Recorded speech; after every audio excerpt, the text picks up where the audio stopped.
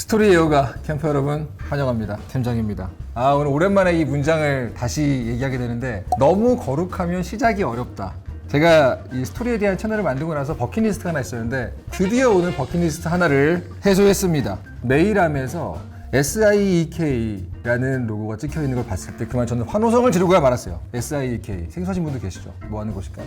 플레이스테이션을 만든 곳이죠. 플레이스테이션 회사입니다. 당연히 오늘은 여러분 썸네일님 보셨겠지만 이미 모두가 예약 구매로 다운받아서 하고 계실 그 게임 고스트 오브 요테이에 대한 얘기를 할 건데요. 그 영상 업로드 기준으로 오늘 출시됐죠. 정말 감사하게도 SIEK 측에서 사전에 미리 제공해 주신 기회로 미리 제가 플레이를 끝까지 해보고 나서 과연 이 여정이 나한테 어떤 여정이었는지를 한번 여러분께 전달해 드리기 위해서 이 영상을 찍게 되었습니다. 사실 출시 전에 사전에 플레이를 해본다는 게 게이머에게는 어떤 얘기냐면 어마어마한 거거든요. 사실 태어나서 처음 해봤는데 굉장한 뽕이 차더라고요. 감격의 순간이었습니다.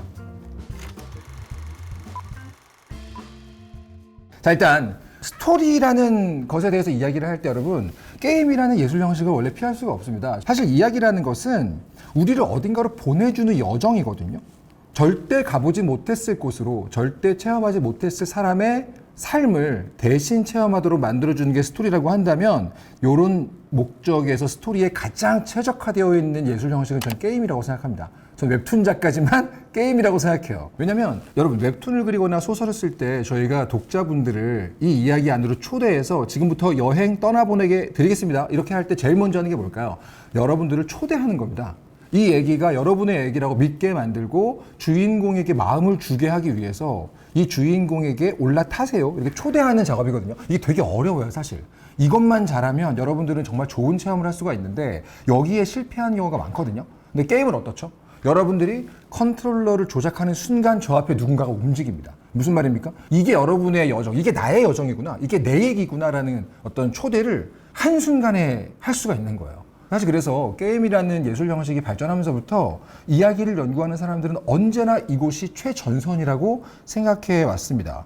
사실 제가 직접 스토리텔러 혹은 전기수가 돼가지고 이야기를 이렇게 하나부터 열까지 말아드리는 걸 좋아하시는 캠퍼분들이 좀 많잖아요.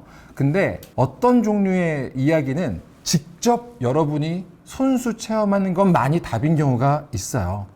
직접 본인이 그 여정을 떠나는 것이 어떻게 보면 최적의 최고의 체험을 주는 경우가 있는데 오늘 얘기할 게임 바로 그런 작품인 것 같아요. 근데 사실 나이가 들면서 많은 분들이 게임을 직접 플레이하는 거를 좀 피곤해 하시는 걸 제가 많이 보거든요. 특히 유튜브 덕분에 이제는 다른 사람이 플레이하는 걸 감상하는 경우가 훨씬 더 많아지긴 했는데 그러니까 이제는 좀 긴 게임, 볼륨이 있는 게임, 이야기가 아름다운 게임 이런 것들은 직접 하는 게 아니라 구경하는 건가 라는 느낌이 들 정도로 요즘에는 게임 유튜브도 많이 있잖아요. 근데 여러분 재밌는 거 아십니까? 눈물 마시는 새 읽는 영상은 없어요. 유튜브에 아무리 찾아봐도 없어요. 해리포터 읽는 영상은 없어요. 하지만 게임을 플레이하는 영상은 정말 많죠. 그 이유가 뭐겠어요? 같은 여행지를 가더라도 내가 갔을 때와 제가 갔을 때가 완전 다른 체험을 주기 때문입니다. 즉 같은 게임인데 플레이하는 사람이 달라지면 전혀 다른 스토리, 전혀 다른 서사가 나오기 때문이죠. 근데 거꾸로 말하면 그렇기 때문에 그만큼 이 볼륨이 있는 큰 게임이라는 것은 어떻게 보면 하차 구간이 좀 많아진다거나 아니면 정말 풍덩 빠져서 만끽하기에는 살짝 부담스러운 매체라는 인식도 좀 생긴 것 같아요. 그러다 보니까 이제 많은 분들이 요즘에 뭐 자동사냥 켜놓고 일을 하거나 모바일 게임, 가벼운 게임을 하거나 그러시는데 제가 간만에 느꼈습니다. 직접 컨트롤러를 잡고 내가 뛰어드는 것이 최고의 선택이다 라고 생각하게 만드는 게임들이 있어요. 특히 이 콘솔 게임이야말로 이런 방식의 스토리텔링, 그러니까 내가 완전히 몰입해서 여행을 갔다 오는 것 같은 이런 체험에는 최적화되어 있는 거 아닙니까? 플레이스테이션이라는 콘솔 어때요? 오직 게임만을 위해 탄생한, 게임만을 위해 특화되어 있는 머신이잖아요. 특히나 제가 너무 좋아하는 이 듀얼 센스라는 불세출의 컨트롤러를 갖고 있기 때문에 남이 하는 걸 보는 것으로는 절대로 느낄 수 없는 종류의 손맛, 공감각적 체험이라는 게 있습니다. 일단 플레이스테이션 2 때 제가 처음 플레이스테이션을 만났어요. 고등학교 때 돈이 굉장히 많은 친구가 하나 있었는데 만화동아리 후배였는데 그 친구 집에 갔다가 처음 봤거든요. 근데 저는 뭐 게임을 금지당했던 10대를 살았기 때문에 저에게는 약간 성역 같은 느낌? 그때 제가 처음 만난 게임이 메탈 기어 솔리드 2. 메탈 기어 솔리드 2를 해보고 나서 느꼈던 그 어마어마한 충격을 아직도 제가 잊을 수가 없습니다. 그 후로 계속 만화가를 꿈꿨지만 갓 오브 워 시리즈, 언차티드 시리즈, 여러분 누군가에게 되게 삼촌이었던 게임일 수 있겠지만 저는 1부터 실시간으로 발매될 때마다 할 수 있었던 행운아였거든요. 그것을 쭉 따라오면서 사실상 스토리텔러, 이야기를 만드는 사람으로서의 저는 어떻게 보면 플레이스테이션이라는 기계가 저의 보행기, 유모차, 요람, 그러니까 그런 느낌이 좀 있어요. 플레이스테이션이라는 기기가 저에게는 일종의 차원문 같은 개념인 거죠. 정말 진짜로 게임을 처음 시작하는 그 로고 나올 때 여행을 가는 느낌이 들어요. 실제로 그냥 게임을 한다가 아니라 나 어디로 가게 될까, 지금부터 어디에서 어떤 체험을 하게 될까, 이게 정말 어마어마하게 설레는 기분으로 다가오거든요. 간단하게 고스트 오브 요테이 얘기를 하기 전에 고스트 오브 스시마라는 전작을 짧게 소개를 좀 해드려야 될 것 같아요. 참고로 여러분들, 고스트 오브 요테이는 고스트 오브 스시마로부터 시간상으로는 300년 정도 후의 얘기입니다. 그러니까 이야기적으로 인물이 연결된다거나 하는 연작이 아니고요, 완전히 별개의 작품이라는 뜻인데 이게 생각보다 중요합니다. 왜냐하면 가끔 속편이라는 말을 들으면 전편도 해봐야만 되나? 그런 부담을 느끼시는 분이 계시거든요. 실제로 그런 게임도 있죠. 전작을 하고 오면 좀 재밌는 게임이 있는데, 이 고스트 오브 요테이는 고스트 오브라는 프랜차이즈로 묶여있긴 하지만 완전히 별개의 독립된 얘기라고 보시면 돼요. 자, 고스트 오브 스시마가 사실 어떤 얘기냐면 1274년 얘기입니다. 징기스칸 이후에 몽골군이 전 세계를 침략할 때 한국에서 아주 가까운 섬이죠. 스시마섬. 그 스시마섬에 몽골군이 상륙하면서 시작되는 얘기를 다룬 게 사실은 전작인 고스트 오브 스시마예요. 사카이진이라는 우리의 전작의 주인공이 죽다가 살았는데 자기는 한 명, 근데 상대는 군대. 여기서 이제 어떻게 과연 동료를 모아서 이 스시마 섬을 탈환할 것이냐에 대한 얘기입니다. 근데 아시겠지만 한 명이 군대랑 싸우려면 1대1 싸움하면 안 되잖아요. 그래서 어쩔 수 없이 명예를 가장 중시했던 사카이진이라는 사무라이가 하나씩 우리가 지금 알고 있는 닌자같이 게릴라전, 숨어서 활동하고 몰래 암살하고 이런 종류의 기술을 하나씩 익혀가면서 플레이를 하는 우리들은 닌자 특유의 잠입 액션의 쾌감이 있다고 느끼지만, 게임 안에 있는 사카이진이라는 사람은 나는 사무라이인데 이렇게 뒤에서 뒤통수 치는 거 약간 미안한데, 이런 내적인 고민을 엄청 겪어요. 그러니까 굳이 말하자면 아주 어렸을 때부터 법조인으로 조기 교육을 받아온 애가 불법적인 일을 해서라도 어떤 목표를 달성해야 되는 딜레마를 만났을 때 그 속에서 벌어지는 여러 가지 고민, 이런 것들이 되게 재미있는 게임이었어요. 그래서 고스트 오브 스시마를 쭉 하다 보면 닌자로서 플레이하는 어떤 잠입 액션, 그리고 정통적인 칼 액션, 카타나 액션이죠. 일본도 액션도 할 수 있지만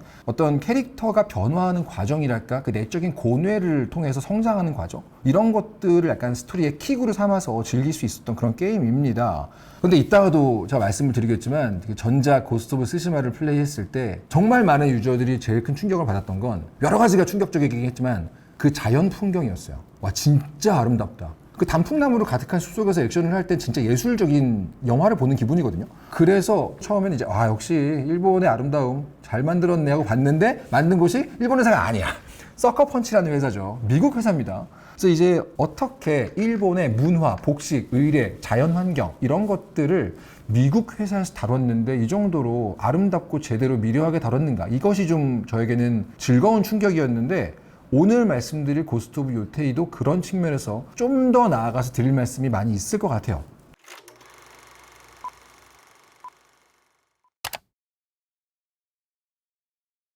자, 이제 드디어 고스트 오브 요테이 얘기를 시작할 수 있게 됐습니다.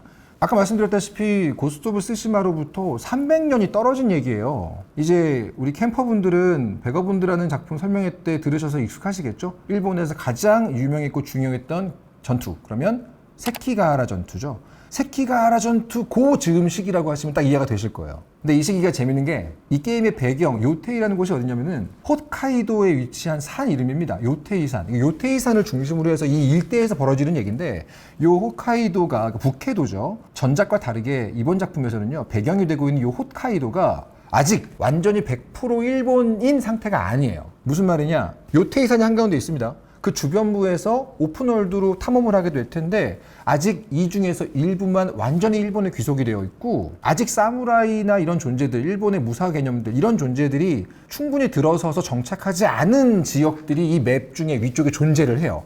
그럼 거기는 누가 살고 있을까요? 아이누족이라는 존재들이 살고 있는 터전이죠. 즉, 이 게임 안에서 계속해서 이 지명을 주인공들이 뭐라고 부르냐면 에조치라고 부릅니다. 근데 이 에조치란 말 자체가 아이누의 땅이라는 말을 음차해서 부르고 있는 거예요. 자, 아무튼 이런 곳에서 당시에 일본 본토는 사무라이들이 전국을 통일하려고 싸우던 때거든요. 그러니까 가장 어지러울 때인데 현재 요 홋카이도 지역은 마스마에라는 가문에서 일단 일장으로 지배를 하고 있는 곳이었어요. 이 마스마에라는 가문이 이곳에서 지배를 하고 있긴 하지만 뭔가 좀 현지에서의 불만이 막 올라오는 그런 상황입니다. 주인공은 아츠입니다. 아츠. 전작의 사카이진과 다르게 아츠는 여자고요. 아버지가 도공입니다. 칼 만드는 장인의 딸인데 집이 엄청 화목해요. 이게 시작하면 바로 나오는 이 시네마틱으로 볼 수 있는데 집이 엄청 화목합니다. 일단은 어머니가 되게 미인인데 샤미센 아시죠? 일본의 전통악기 기타같이 생긴 거. 이 샤미센을 되게 잘 연주하고 그리고 이제 쌍둥이 남매 주베이가 있어요. 요 집안이 지금 뭐 잘 사는 집은 아니에요. 사실 요 시기에 뭐 부자가 어디 있겠어요. 다 고만고만하게 사는데 근데 약간 이상적인 가족으로 그려져요. 왜겠어요? 아시겠죠? 조만간 박살 날 거니까. 박살 날 집이면 아주 화목해야 되거든요. 그러니까 딱 뭐 아치가 집에 왔는데 또 막 엄마 싸우고 있어. 막 아빠 술 먹고 막 이런 집이 박살 나면 좀 감흥이 덜해요. 근데 누가 봐도 야 이런 집은 나 살고 싶다. 그러니까 엄마한테 샤미센 배우다가 칼 만들기 배우다가 갑자기 그림 가르쳐주고 남동생 주베이랑 달려나가서 놀러 가고 막 그러니까 약간 홈스쿨링의 끝이라고 해야 되나? 이런 곳에서 막 동물하고 놀면서 막 꽃 모으고 놀고 있는데 이렇게 화목한 가정에서 놀던 아치가 어느 날 길에서 아저씨를 하나 만납니다. 근데 아저씨가 말도 잘 통하고 뭔가 좀 재밌어요. 뭔가 좀 있어 보여. 근데 이 아저씨의 이름이 바로 사이토입니다. 사이토. 근데 이제 이 아치가 보기에는 말 잘 통하고 재미있는 아저씨 어른이니까 집으로 이제 초대를 해서 데려간단 말이죠. 그런데 알고 보니 이 사이토라 아저씨가 갑자기 5명의 부하와 함께 등장을 해서 우리 아치의 아버지, 칼 만드는 도공 아버지가 자신의 배신자라면서 갑자기 어머니와 아버지를 모두 너무나 잔혹하게 살해하고 집을 전부 다 부수고 그 와중에 이제 남동생 주베이도 약간 생사를 모르게 돼요. 죽은 것처럼 보이죠. 아치가 되게 재밌는 게 어린 여자애잖아요. 근데 막 덜덜 떨면서 막 놀라가지고 울고 있는 게 아니라 완전 빡이 쳐가지고 그 와중에 목검 들고 저항하는 모습을 보여줍니다. 여기 있는 거 보이시죠? 요 황금 단풍나무. 요게 이제 컬렉터스 에디션에 있는 건데 요 큰 단풍나무 하나가 아치의 집의 가운데 있어요. 거기다가 이 어린 여자애를 데려다 놓고 이 사이토라는 사람이 약간 착잡한 얼굴, 아 내가 이렇게까지 해야 되나 이런 얼굴을 하면서 아치의 어깨를 칼로 꽂아서 이 나무에 딱 고정해 놓고 가버려요. 지금 집 불타고 있는데 그러니까 이대로 그냥 죽으라는 거죠. 어떻게 보면.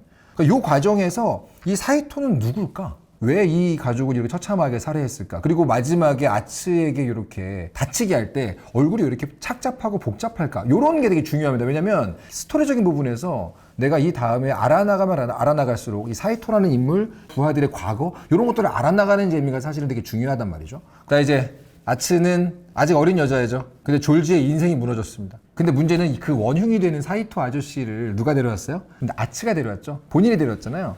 이때부터 중요한 킥이 나옵니다. 내 가족을 무너뜨리게 된 원흉을 내가 직접 데려왔다는 생각 때문에 이 어린 소녀 아츠가 죄책감, 죄의식 이런 것들을 장착하고 살기 시작해요. 근데 이제 이런 종류였던 죄책감을 덮을 수 있는 가장 큰 감정이 혹시 뭔지 아시나요? 바로 분노입니다. 분노.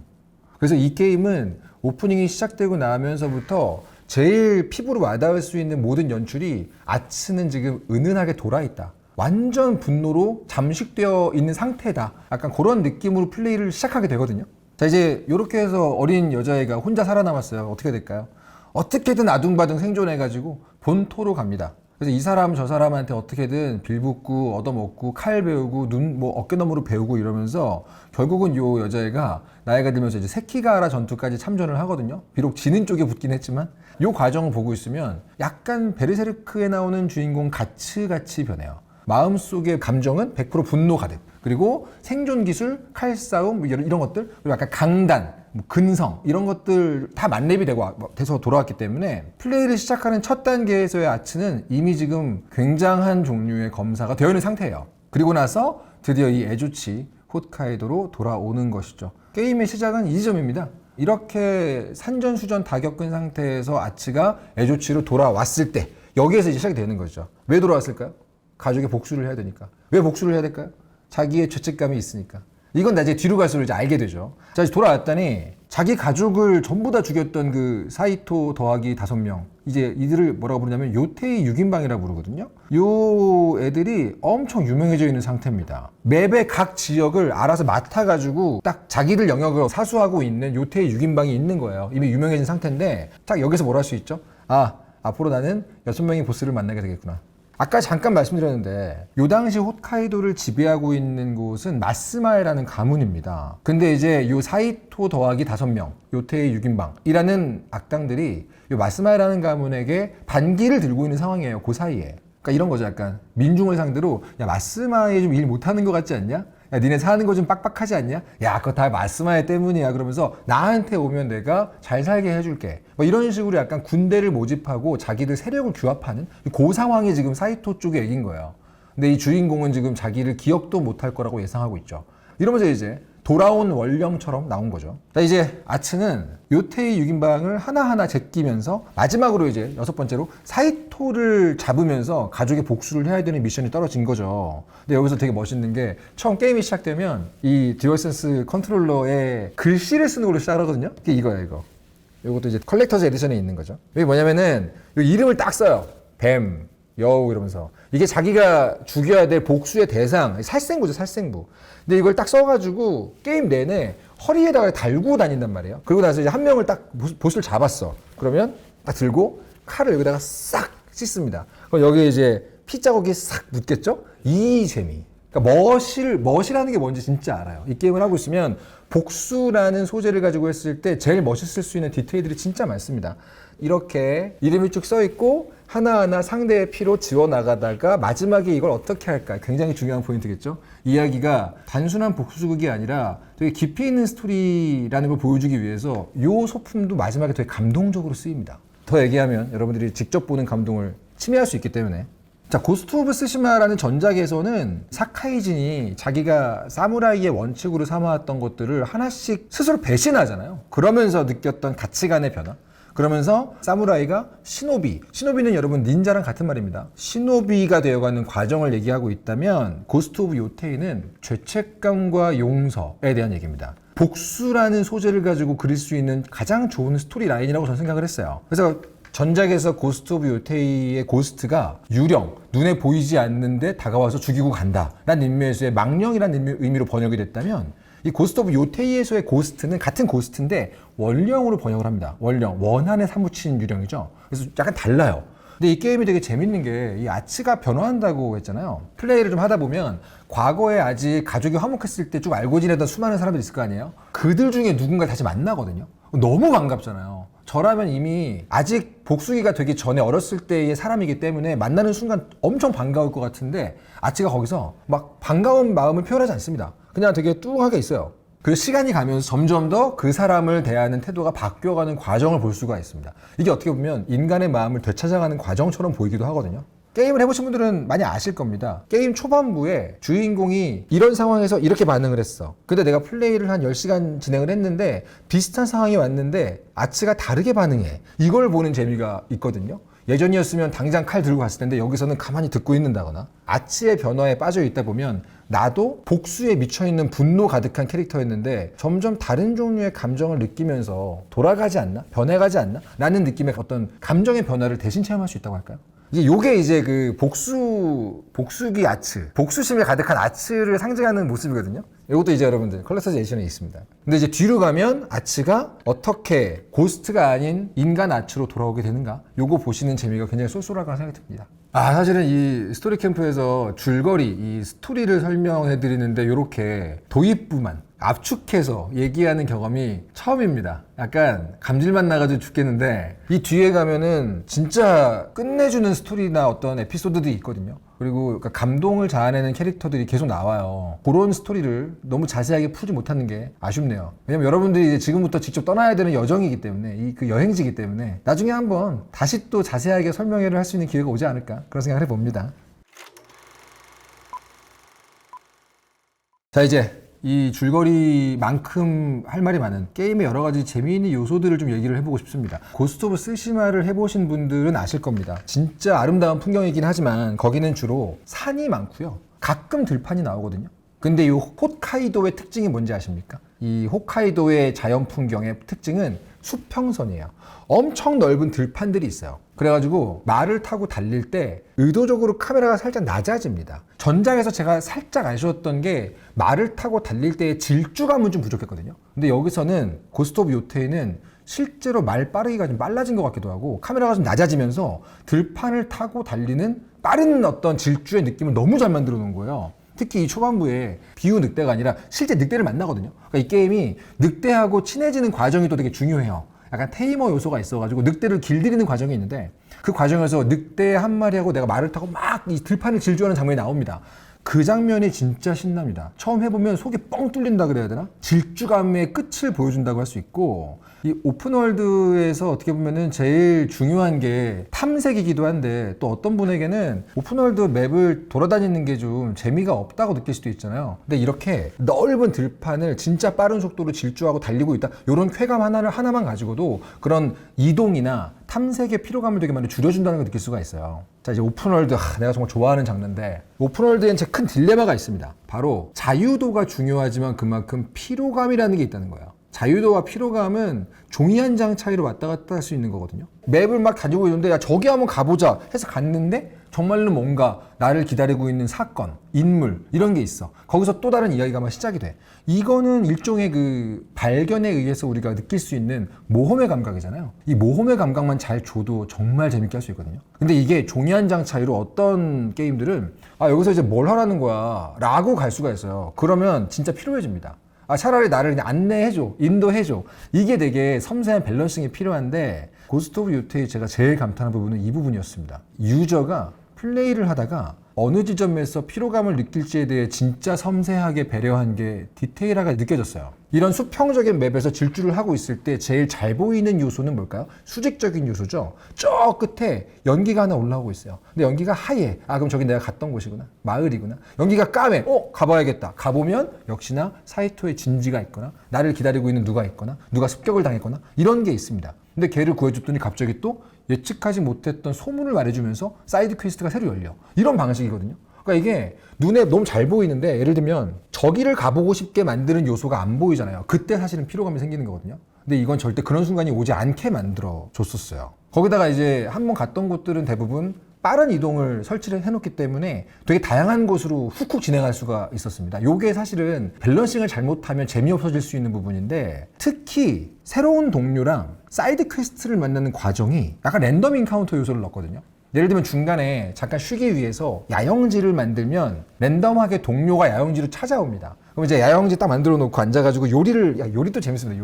요리가 재밌는데 그 요리를 하려고 있다가 갑자기 누가 하면서 딱 등장을 해요. 이제 그러면서 갑자기 동료가 야영지에 와가지고 새로운 것들 얘기해주고, 새롭게 뭐 수급된 어떤 무기나 재료 같은 것들 얘기해주고, 이런 랜덤 인카운터 요소가 계속 어떤 지루함 틈이 없도록 만들어준다고 할까요? 그리고 또 이거 오픈월드에서 어디를 탐색해야 될지를 얘기해주는 굉장히 참신한 방법을 여기서 발견했어요. 이 게임에는 지도 제작자가 있습니다.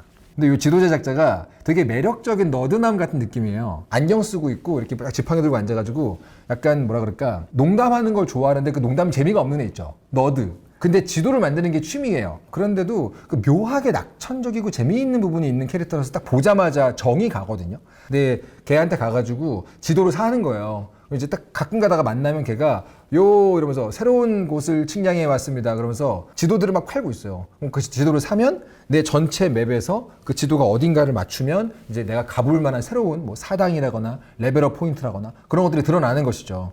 근데 되게 재밌는 게 이 게임 후반부에 가면 되게 험준한 곳도 막 가거든요. 막 북풍에 막 눈보라 날리고 막 위험하고 막 이런 데도 가게 되는데, 거기서도 가면은 이 너드같이 생긴 애가 죽을 뻔했네요 이러면서 태연하게 이렇게 열심히 지도를 만들어도 알아주는 사람은 없는 것 같네요 이러면서 와가지고 태연하게 지도를 팔고 있어. 그걸 보면서 이거 되게 늑대무리 캐릭터들이 하나하나 다 매력이 있구나, 그런 생각을 좀 했습니다.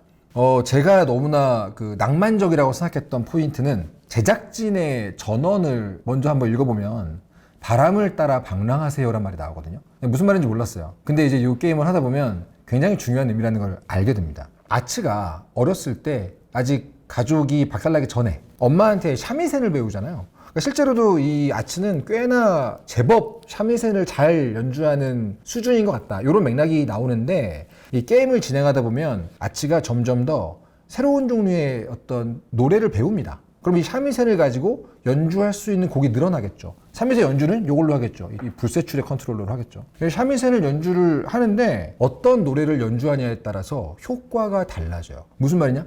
연주를 하면 바람이 붑니다. 그 바람을 쫓아가면 무언가가 날 기다리고 있다는 설정이에요. 근데 이게 굉장히 낭만적입니다. 그냥 그 넓은 벌판에 혼자 무릎 꿇고 앉아가지고 이 컨트롤로 방향을 조작을 하면 늑대의 노래를 할까? 아니면 뭐 안녕한 노래를 할까? 이거에 따라서 내가 지금 찾고 있는 곳으로 바람을 불게 해다오. 이 얘기거든요. 그러면서 지금 내가 나 지금 전투 마렵다. 나 약간 한동안 레벨업 너무였어. 나 전투해야 돼. 그러면 이제 이 오른쪽으로 싹 스와이프를 하면 사이토공의 진지 쪽으로 바람이 붑니다. 그럼 이제 무게 들고 가는 거예요. 어떤 특별한 맵 포인트에 가면 또 이 듀얼센스 컨트롤러로 그림을 그리게 되는데 이런 종류의 것들의 소소한 재미가 좀 있어요. 이제 그림을 그려야 되는 상황이 온다 그러면 이 가운데 패드를 획을 그을 수가 있어요. 근데 간단하게만 그어도 굉장히 그림을 잘 그리는 사람이 분놀림을 하는 것처럼 딱 재현이 되거든요. 거기서 오는 그 묘한 쾌감이 있습니다. 요건 이제 게임을 그냥 게임 채널에서 남이 플레이하는 거를 보는 걸로는 느낄 수가 없는 종류의 체험이기 때문에 저는 요 고스트 오브 요테이가 좀 유저요. 모험을 떠나본 지가 언제인가. 이제 직접 한번 갈 때가 됐다. 요렇게 얘기를 하는 그런 느낌이 든다 그래야 되나? 이제 오픈월드라는 부분 그리고 스토리 중심의 게임이라는 부분 말고 또 되게 중요한 키워드가 바로 액션 게임이라는 거잖아요. 이런 게임에서 액션 포인트는 너무너무 중요한데 전작 고스트 오브 스시마에서의 액션 키워드는 4개의 자세였던 거 해보신 분들은 기억하실 거예요. 상대가 무슨 무기를 들고 있느냐에 따라서 자세를 바꾸는 방식으로 했잖아요. 그것도 되게 재밌었거든요. 근데 이 게임은 저의 예상을 훌쩍 뛰어넘었어요. 처음에 시작했을 때 이 아츠는 우리가 흔히 익숙하게 알고 있는 일본도 카타나죠. 이 카타나를 들고 싸웁니다. 그리고 이야기의 초반부에 아버지의 친구였다는 전설적인 현상금 사냥꾼에 가서 바로 이도류를 배웁니다. 여기서부터 이제 깨닫는 거예요. 전작에 자세를 바꾸는 인터페이스에 무기가 추가되기 시작하는 걸 느끼자마자 고스트 오브 요테이는 무기가 여러 개구나 라는 걸 알게 됩니다. 상대가 카타나를 들고 있으면 나도 카타나로 싸우지만 상대가 무슨 낫 같은 걸 들고 오잖아요. 그럼 그때부터 갑자기 이도류를 꺼냅니다. 칼 2개를 쓰게 될 수 있어요. 뒤로 가면서 점점 더 나중에는 사슬낫 그리고 창 마지막으로 대테도까지도 배우게 되거든요. 그러니까 무기가 5개인 거예요. 상대방이 어떤 무기를 들고 있냐에 맞춰서 내 무기를 바꿔가면서 플레이하는 그런 재미가 엄청난데 이게 재밌는 게 무기가 달라지면 게임 스타일이 바뀝니다. 이게 진짜 흥미로웠어요. 저의 최애 무기는 대테도인데 대테도를 꺼내게 되면 약간의 속도를 포기하고 완전 상남자 플레이를 할 수가 있거든요. 내가 맞아도 맞아가면서 때리면 다시 내 에너지가 리게인 되고 기존의 이런 종류의 호쾌하고 빠른 액션 게임에선 볼 수 없었던 종류의 느낌을 대테도가 주는 게 좀 있어요. 거기다가 뒤쪽에 가게 되면 일단 던지기 다 있고요. 활 있고요. 총이 나옵니다. 나중에 가면 카타나, 이도류, 낫, 창, 태도 이런 애들이 저를 둘러싸고 있습니다. 그러면 그 상황에서 계속해서 무기를 바꿔가면서 싸우는 거예요. 나중에 익숙해지게 되면 카타나로 베고 총으로 쏘고 연막탄 터트려서 뒤로 가서 암살한 다음에 뭐 이런 식으로 정말 화려한 플레이를 할 수가 있게 되는데 사실 여기까지 얘기하면 어떤 분은 걱정할 수 있어요. 왜냐면 무기가 다양하다는 거는 조작이 좀 어렵다는 얘기 아닌가? 근데 이 게임이 어떤 식으로 안배를 해놨냐면 일단 하나의 무기를 배우고 나면 일부러 한동안은 지금 배운 무기 하나 혹은 새로 배운 무기랑 요 2개만 가지고 싸울 수 있게 적들을 안배합니다. 한참 동안 내가 새롭게 얻은 무기에 익숙해질 시간을 줘요. 그러다 보니까 이 뒤쪽으로 자연스럽게 가다 보면 플레이 타임이 좀 길어지게 되면 자연스럽게 내가 지금 상황에 맞춰서 무기를 한 5-6가지를 조합해서 쓰고 있구나 라는 느낌이 들거든요. 나 생각보다 피지컬이 좋나라는 착각을 좀 주는 게 있어요. 이게 좀 쾌감이거든요. 나 피지컬 좀 좋나라는 착각을 하게 만드는 게 액션 쾌감의 되게 중요한 부분이라는 거예요. 특히 이거 계속해서 엔딩 이후에 세계 2회차 이런 걸 하실 분들은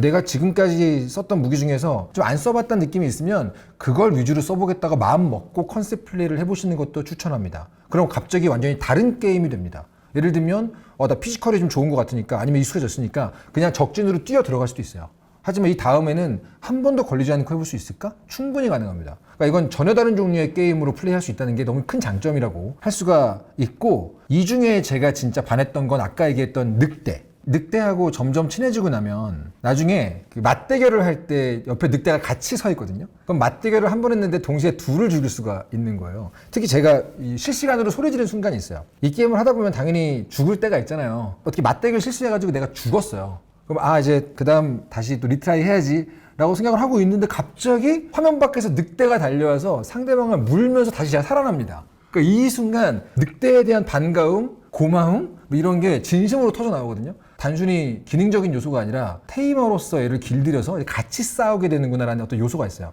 늑대에 의해서 목숨이 구해지는 그 시퀀스도 진짜 정교하고 스마트하게 디자인해서 넣어놓은 것 같아요. 그런 재미있는 테이머적인 쾌감도 있었다 얘기를 해드리고 싶었습니다. 자, 이제 이 게임에서 또 하나의 제가 감탄했던 부분, 미니게임 얘기를 해야 됩니다. 보통 이런 종류의 오픈월드 게임은 꼭 주점, 여관 이런 데 가면 도박하기라는 테이블이 있죠. 저는 이걸 거의 안 했거든요. 실제로 도박성 게임 같은 것들이 흥미가 없기도 하고, 근데 딱 갔더니 도박하기 테이블에서 하는 게 도박이 아닙니다. 이 게임의 미니게임 바로 엽전치기라는 걸 하고 있더라고요. 엽전치기 여기 있죠. 보여드리겠습니다. 컬렉터즈 에디션에만 들어있는 바로 요 엽전, 이걸 가지고 소위 우리로 치면 이제 알까기를 하는 거예요. 이게 사실상 도박성이 없고 피지컬 게임이거든요. 여기서 제가 듀얼센스 컨트롤러의 감도에 정말 감동했어요. 이 트리거를 얼마 정도의 누르기로 눌렀다 떼냐에 따라서 어느 정도 세기로 엽전을 때리냐가 나오는데, 요걸 가지고 각을 만들어서 이 엽전을 하나하나 따먹는 맛이 있어요. 근데 이게 조금만 세게 해도 엽전이 나가버리잖아요. 그럼 이제 그 엽전이 나가면 상대방 턴으로 넘어가는 거예요. 이걸 가지고 나중에 하게 되면 홋카이도의 모든 곳에 엽전치기를 제가 이제 정복하고 다니게 되는데 엄청 중독적입니다. 되게 재밌고, 전 개인적으로 해서 이제 이따가 촬영 끝나고 저희 PD님들하고 실제 엽전치기를 좀 해볼 생각입니다. 이제 먹고 이거 좀 뺐잖아요. 이거 치려고 뺀 거거든요. 사실은 이런 종류의 게임에서 아주 중요한 것 중에 하나가 주인공 캐릭터의 조형입니다. 조형. 다른 예술 형식에 비해서 주인공 캐릭터에게 이입하기가 좀 쉬운 게 게임이라고 말씀드렸죠. 내가 조작을 하면 제가 움직이니까 나는 쟤다, 쟤는 나다. 이게 처음부터 보장이 되는 예술 형식이란 말이죠. 좀 더 기분이 좋거나 이입했을 때 조금 더 만족감이 들려면 캐릭터 얼굴이나 외형의 조형이 되게 중요하거든요. 사실은 그냥 대놓고 너무너무 아름답고 멋있는 미형으로 가면 눈은 되게 즐거운데 리얼하기 어려울 수도 있어요. 반대로 너무 리얼해, 약간 우리 옆집에 사는 분인 줄 알았네, 뭐 이런 조형이면은 푹 빠지기엔 매력이 좀 없을 수도 있는데, 아츠라는 주인공의 얼굴 조형이 진짜 절묘합니다. 처음에 딱 등장을 했을 때는 되게 예쁘진 않네, 되게 멋있진 않네, 이런 느낌이었다가 쭉 플레이를 하잖아요. 그러면 이 페이셜이 끝내줘요. 아츠가 주로 짓는 표정이 상대방을 만났을 때 맞대결을 할 때 이 비웃는 표정이 나오거든요. 아, 쟤 나한테 아예 상대가 안 되는데 좀 까부네라는 그런 표정을 얼굴에 싹 지어요. 당황할 때 표정도 있고, 이런 것들을 보다 보면 점점 더 되게 미형으로 보이는 착시가 벌어집니다. 겉으로 보기에는 절대적 미남 미녀가 아닌데 그 사람이 되게 멋있고 예뻐 보인다는 게 캐릭터에게 몰입했다는 가장 명확한 증거거든요. 그래서 이 이야기 후반부에 가면 아츠라는 캐릭터의 조형도 되게 매력적으로 다가온다는 게 저는 아주 훌륭한 포인트였던 것 같아요. 자, 여기서 이제 절대 빼놓을 수 없는 게 우리 빌런에 대한 얘기잖아요. 여기서의 빌런 누굽니까? 사이토 아저씨. 우리 어린 아츠가 재밌는 아저씨라고 생각해서 집에 데려왔는데 우리 집을 몰살해버린 우리 사이토 아저씨와 5명의 부하들이죠. 근데 문제가 뭐냐면, 빌런, 이 사이토라는 사람의 서사를 그렇다고 해서 많이 보여주기 위해서 분량을 할애하면 주인공 아츠로 할 것도 지금 많은데 굉장히 루즈해질 수가 있죠. 자, 요럴 때 이런 오픈월드 게임은 어떻게 해결할까요? 바로 사이토와 관련되어 있는 서사, 사이토가 어떤 종류의 사람이었고 어떤 야망을 갖고 있고 어떤 종류의 주인공성을 갖고 있던 인물이었나, 이런 이야기들은 수집형 아이템으로 잘게 소분해서 맵에 다 뿌려놨어요. 예를 들면 중요한 퀘스트를 계속 깨나가고 사이토의 부하들을 제껴 나가다 보면 어떤 서신들을 발견하게 돼요. 일기 형식의 서신인데 이걸 읽으면, 아, 사이토라는 사람이 옛날에 이런 경험을 했었어? 지금 뭘 하고 있는 거야?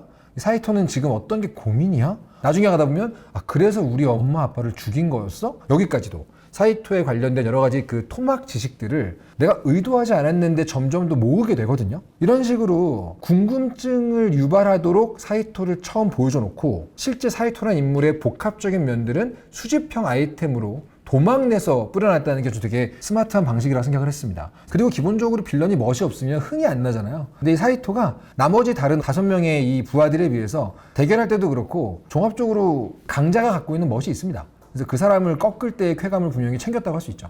사실 고스트 오브 요테이 제가 지금 따끈따끈하게 막 엔딩을 보고 엔딩 이후의 세계도 계속 탐색을 하던 중에 지금 촬영을 하고 있는 거라서 얘기할 게 진짜 많습니다. 너무 많은데, 왜냐면은 그 엔딩까지 다 보고 난 뒤에 감동 같은 것도 막 살아있을 때거든요, 지금이. 이 이야기의 핵심적인 부분, 마지막 부분, 테마가 드러나는 부분, 이런 부분에서는 진짜 이걸 위해 만들었다고 딱 알 수 있는 BGM과 함께 영화적인 연출이 나옵니다. 카메라 앵글부터 모든 연출을 내가 플레이를 하고 있지만 난 지금 굉장히 긴 여정을 담고 있는 멋진 영화 한 편을 보고 있는 거라는 느낌을 딱 줄 수 있는 그런 연출을 중간중간 핵심적인 곳에 줬어요. 내가 지금 하고 있는 이 여정을 약간 감상하는 느낌으로 볼 수 있기 때문에 저는 그런 게 되게 좋았고, 특히 이 작품의 테마라고 할 수 있는 복수귀에서 지키는 사람으로 변화하는 아치의 어떤 여정? 빌런에게는 없지만 아츠는 경험한 변화? 이런 것들을 보여주는 핵심적인 장면에서 이렇게 가사까지 들어가 있는 정식 OST가 딱 흘러나오면서 연출을 때려주면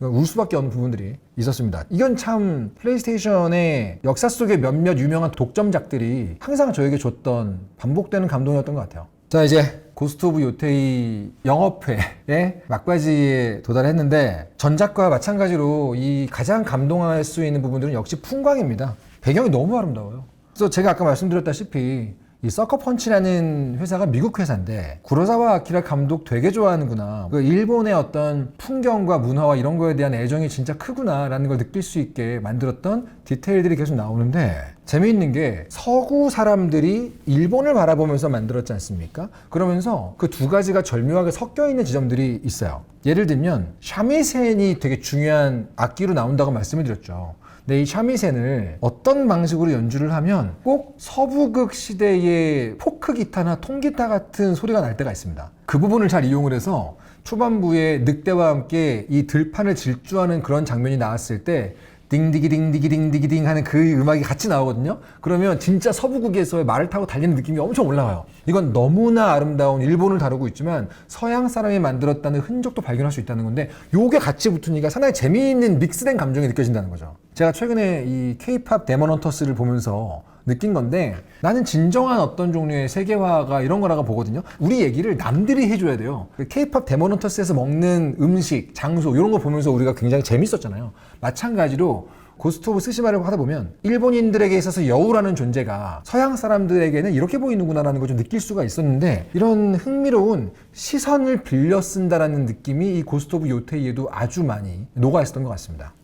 마지막으로 이제 계속 마지막이라고 그러죠. 교장 선생님 된 기분이에요. 이 설명회를 하다 보면 이제 교장 선생님이 훈화 말씀할 때 왜 마지막으로를 13번째 하는지 알게 되는데 자꾸 떠올라요. 아, 이 얘기를 놓치면 안 되는데.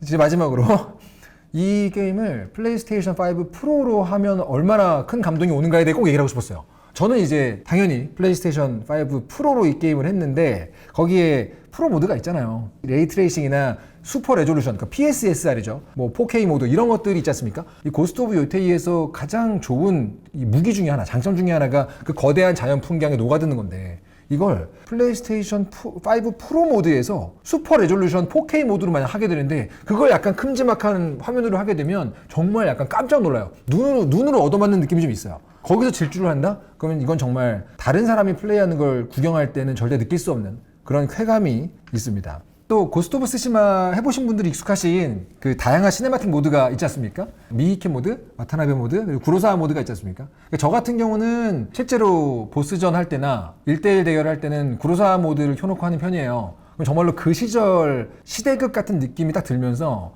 그때 그 필름 질감에 흑백으로 플레이를 할 수가 있거든요. 근데 나머지 두 개의 모드도 정말 색다른 체험을 주기 때문에 중대한 결투를 할 때는 한번 시네마틱 모드 취향껏 골라서 해보시는 맛이 있지 않을까 생각을 해봅니다.